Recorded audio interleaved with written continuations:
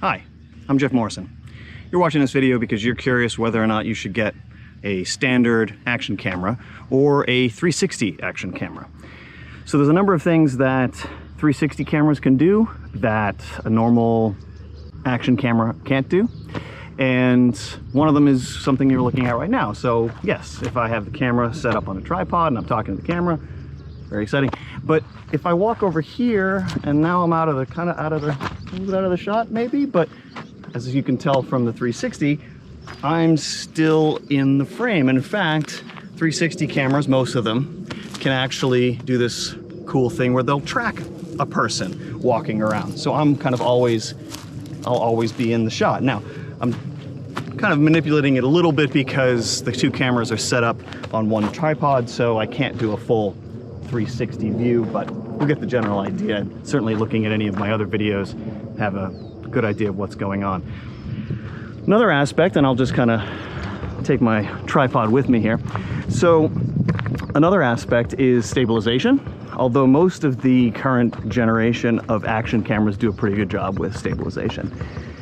But how about this? So if I put this camera down here and you're looking at me, and let's say you're having some sort of action adventure type thing, you're on a snowboard or whatever, and you want to see your face, selfie shot, so to speak, but you're going to miss everything else. So as you can see from the 360 camera, there's something on the other side of this camera that currently you can't see with a standard action camera unless you move it.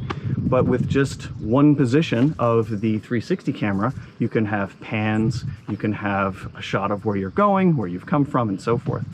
Same idea as if you're kind of walking around. So you can just see the selfie shot, but then also you can flip over and see where you're going. So the better 360 cameras, current crop of them anyway, do pretty much everything that a standard action cam would do.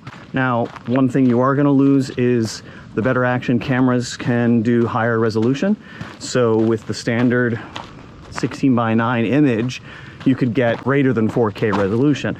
Whereas even the best 360 cameras, although their specs show a much higher resolution, you're only getting a small portion of that image, because you're creating obviously a whole sphere. So you're only getting, when you're making a standard video, you're only getting a portion of that, so it's a lower resolution. Generally 1080p. Lastly, there's all of the different ways that you can manipulate and show a 360 video. The Tiny Planet is one of them. Ultra wide angle is another example.